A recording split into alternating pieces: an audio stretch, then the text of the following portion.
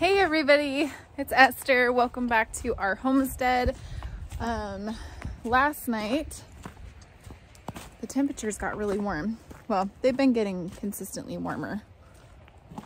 My shoe is untied. So anyway, we woke up and you can see most of our snow is out of the yard. So what do I do when most of the snow is out of the yard? I go check out the garden because we don't have very much time to work. And I need to know all the things I'm gonna have to do because there's not gonna be very much time to do it.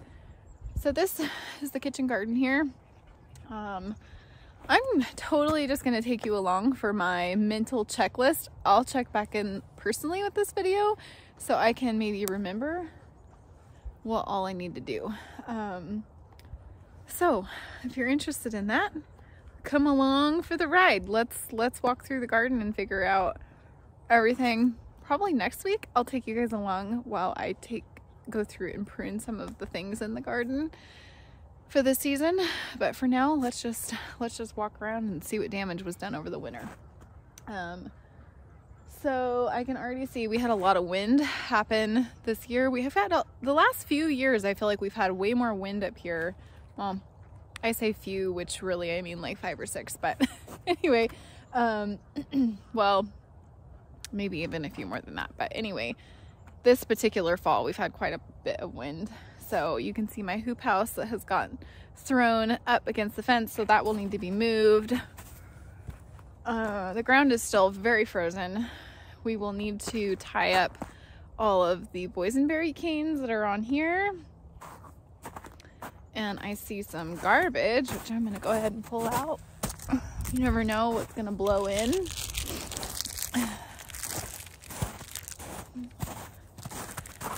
And while I go, we're just gonna do a very first kind of cleanup here. I'm probably not gonna tell you guys everything that I have in here because I definitely want to do a really big, awesome spring garden tour, but we're not there yet. We will get there. So stay tuned for that. So I do call this my garden. However, it is definitely more of a food forest. I'm gonna say, let's move one of these honeyberries. Yep, we need to thin out the honeyberries. So we're just gonna go through and check. We end up with a lot of vole damage. So like this guy here, this is the hazelnut behind me. I think it's been planted out here for probably 3 or 4 years now, and it definitely didn't get hit by the voles or anything, but we may have to reposition it. We'll see. And I'm really not gonna do a whole lot of pruning with stuff that doesn't need to be pruned. This apple tree is still good. Yeah, so here's a good example. I'll show you right here. I actually already discovered this in the fall, which really makes me mad, but maybe we can save it. So this here, oh, it's still frozen, so we're not gonna be able to move it a lot. But I'll show you this guy here. This is a slow plum, and it was so healthy and so strong. And you can see here, it's leaned all the way over. And the reason that is because the voles came through. Hi, kitty. This kitty. This is why I never get anything done around here. Because this kitty wants some pets when I am trying to weed and prune. Anyway, so the voles eat the root off and then the trees fall over. So when the ground is thawed, I will pull that plum up and replant it, and hopefully we can save it. The other issue that we're going to be having here is, oh man, is that we have the puppy, and the puppy, oh my goodness, this kitty cat.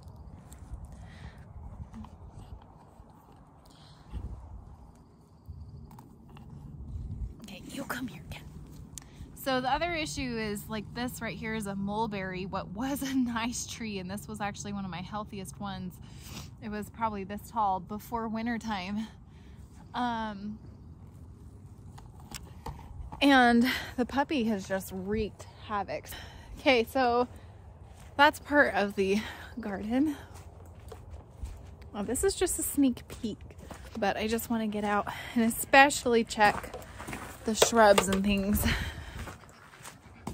So I still need to move. I have a hardy kiwi out here, and it's just not ever done a whole lot.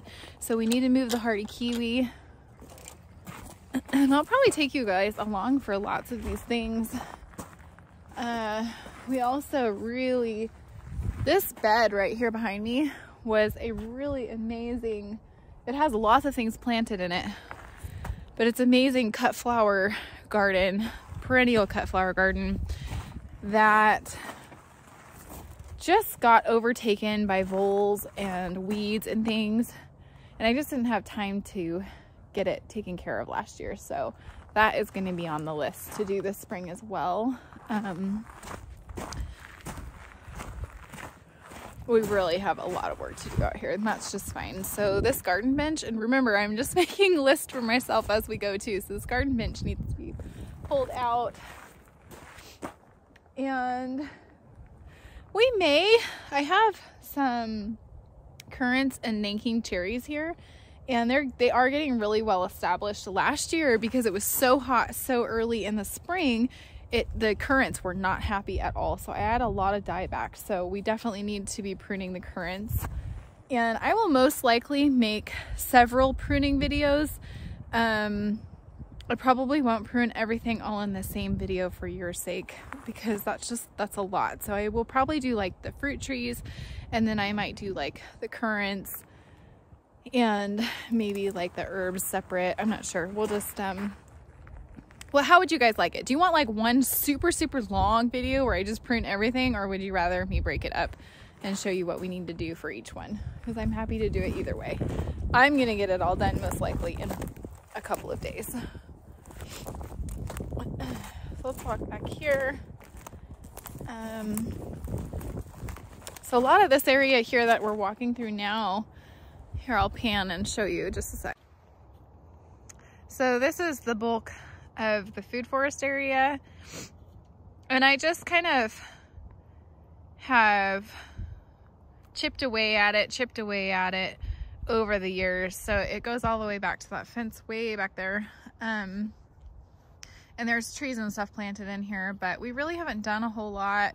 We started laying down wood chips, you can see them along the fence line, and that worked really well. We're gonna have to top that up this year. So the voles just really terrorize it out here, and I try to walk out here every single day, but that doesn't always happen, especially in the busy garden season. So I'm hoping to change that. Like this beautiful elderberry here, I'm hoping it's gonna come back from the roots. It's just really cold here. It's just kind of a tough environment. Like we're in a really cold spot. So I have more currants that need to be pruned, I can see. And it'll be a lot easier. So I think my plums need a little bit of work here. So this food forest I think is about 4 or 5 years old now. I'll get an exact number for you guys and put it in the description for you. But what I'm gonna do right now is I'm just gonna go through and check all of the trees, and I'm just checking to see if their taproots have been eaten off. And the way I'm gonna notice that, awesome. Oh, the strawberry patch. So we did put in a little strawberry patch right here. You can see right in here. I can see the strawberries did live, so that's great. So we're gonna really beef up that this year. But anyway, if the voles have eaten the roots off, the tree usually will be completely leaned over. And some of these didn't make it through the heat last year. It was just brutal. Last year was just a really brutal year for us. So we'll see. We just have to wait and see. Some things I may end up replacing. I mean, it looks like so far so good. This right here, is my absolute pride and joy pear tree, and I was so excited. I knew, like, it blossomed 2 years ago so good, and it was just stunning. It's like one of the most well pruned, beautiful trees that I have, and probably like the biggest, not quite the biggest, but one of the biggest ones I have. And I expected really great things from it last year, and I walked out like at this time of year, checked everything, it was going so good, and then I looked out my kitchen window one day, and this poor tree was just completely laid over. I was so sad. And so I have tied it up right now. You can see I've just tied it up to help it, and it will, it's still alive, you can tell. These cats, I tell you. But I am gonna have to do a little bit of work. I might pull the wood chips back and just bury it deeper. I found that if I tamp the trees down really good into the ground, put the soil back around it, and then cover it with mulch, then they do come, they don't die. The only thing is that, like, I'm on year, like I said, 4 or 5 now, and I have no fruit. And the trees are really small, and it's because their taproot keeps getting eaten off, so it's a pain in the neck. So I'm just gonna keep checking all these trees here. We have all kinds out here, you can imagine, and I will totally take you through and do a really, really amazing tour. I'm expecting good things from some of these. They bloomed really, really good last year, so. One thing I also love to do is I love to walk out here, and that's one of the reasons I do this daily, is I like to go through and just bless my trees. Maybe you think that's crazy, but that's okay. That's okay. I don't care if you think I'm crazy. It works.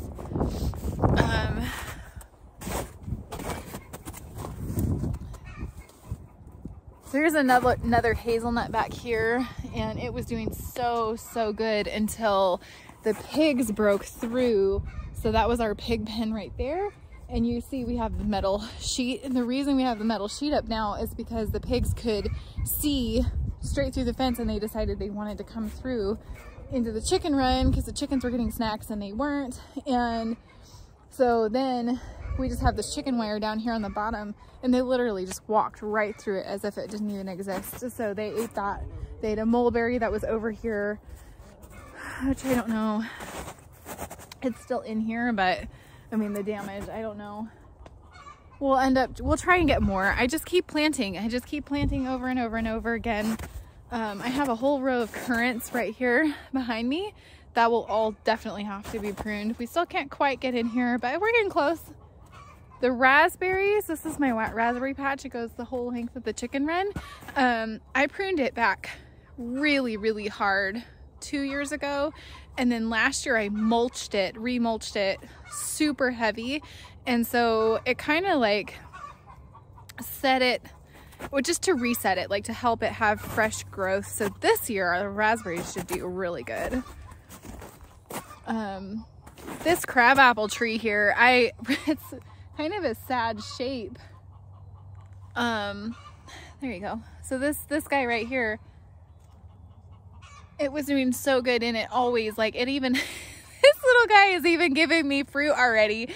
I was so proud of the little thing, and it blooms every single year, and this was another one that just got taken out by the voles, and it just got eaten off. But I just tamped it down and hope for the best. The same thing happened with this Evans Bali cherry tree. Again, I mean, it was just beautiful. It finally had bloomed, and I was expecting fruit. So that would have been last year. And then instead of fruit, I got a tree laid over. Unfortunately, that seems to happen a lot. But I'm hoping, I mean, eventually the trees have to be big enough for the voles to not be able to do damage anymore, right? So that's what I just keep hoping. Okay, so it actually looks like currently, now this could obviously change, currently none of the fruit trees have been eaten this over the winter time, so that's super encouraging. Lots of them, we'll just have to wait and see now which ones wake up and which we'll have to really look at them closely to figure out what needs to be pruned and stuff. The weeds got through this area. So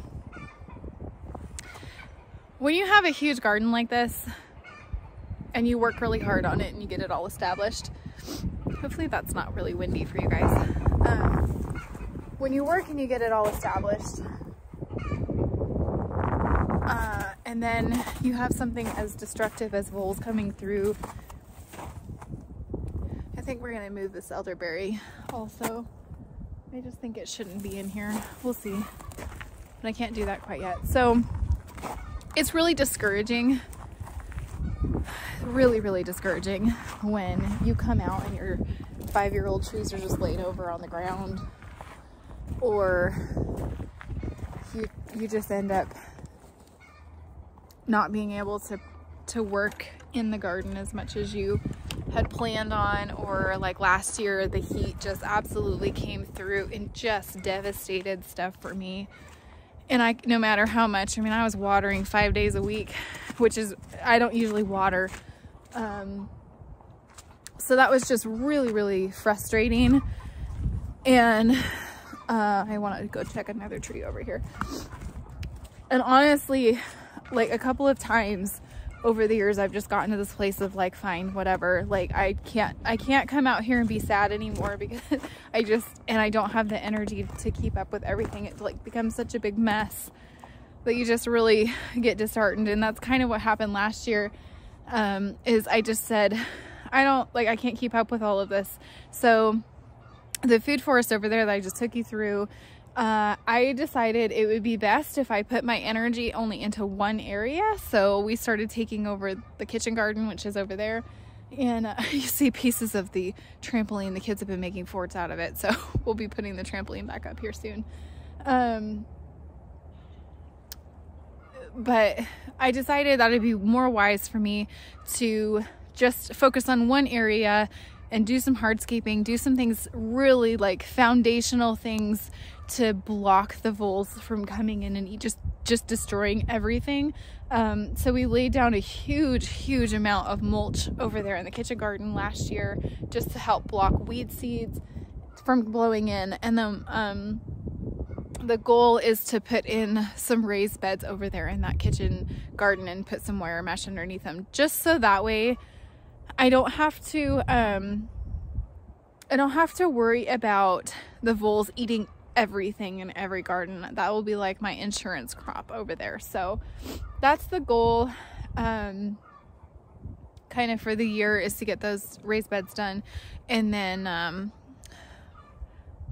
I will also start just making my way through the forest, the food forest, and just keep taking it back until eventually we'll win.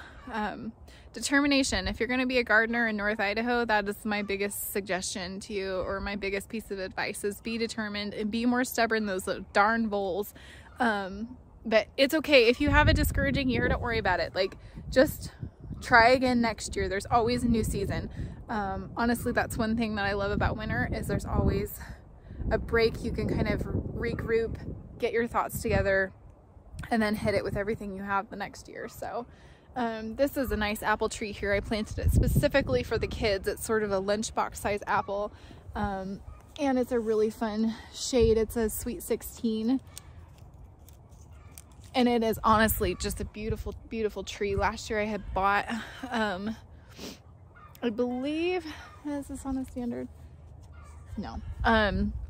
So I have been reading into different trees and stuff for a really long time, and discovered that the standard rootstock is supposed to be more hardy. So I planted a whole bunch of them in what ended up being a pig pen again.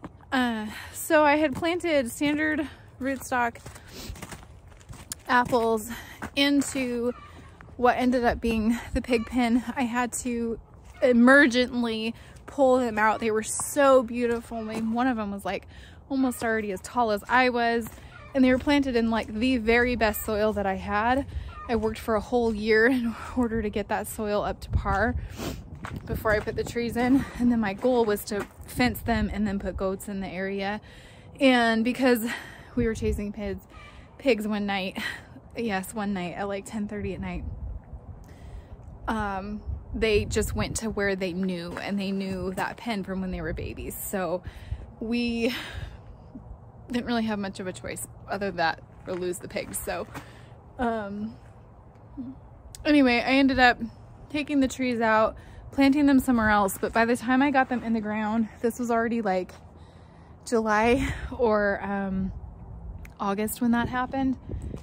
Maybe August, I can't remember now. But it was so hot and so dry that no matter what, here's one of them right here. No matter what I did, they just ended up not living. So I don't know if I can plant this. Maybe I'll take it in the house and see if we can get it to come back. I think the graft is gone, which is a problem. I don't know. So I have this one here, and I have another one over here, but again, now the puppy is just coming through here and using them as chew toys. This one's still alive, actually. That one's actually really alive, so we'll stand that one back up maybe. And my goal is to get some fences around this stuff to protect it from the dog. And honestly, I might even, oh my gosh, there's like poop bombs everywhere. Always happens in the winter. We'll have a big yard cleanup day. My goal is to figure out where we can put the puppy, and so she can't access all the garden. That's kind of the thing around here, is the garden trumps all. You know what? Here's what we're gonna do. We're gonna take this out, and I'm gonna pop it in the, oh, my hands are cold. I'm actually gonna plop this tree into the greenhouse beds, and then we'll know real quickly if it's gonna come back. It does look like part of it is alive, so that's encouraging. Here, I have all these other trees over here. It feels so good to get my hands in the dirt. Here, I'll put you down for a sec.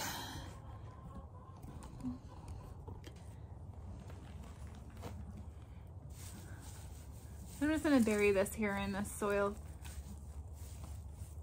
It's pretty dry because I don't really water in the wintertime.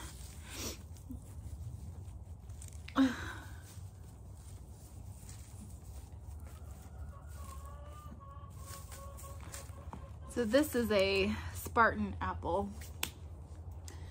And I guess we'll see. I guess we'll see what happens with it.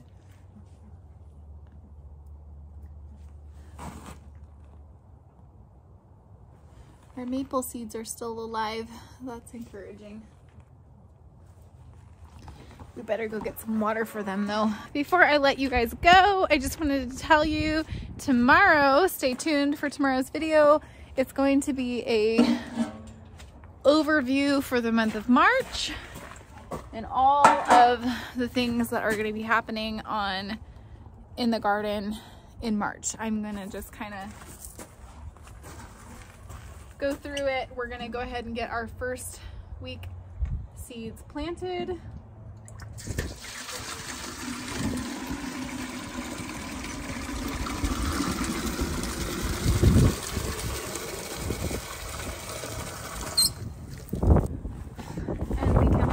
While we chat together about all the fun things that are going to be happening.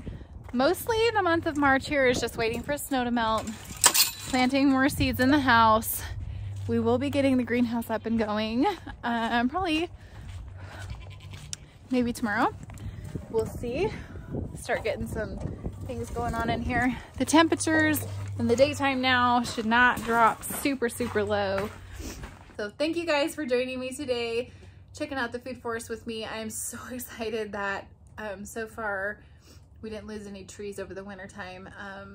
I do need to go check the blueberries, but I'll do that maybe tomorrow. We're gonna get some rain here. I can see it moving in. The clouds are getting pretty gray.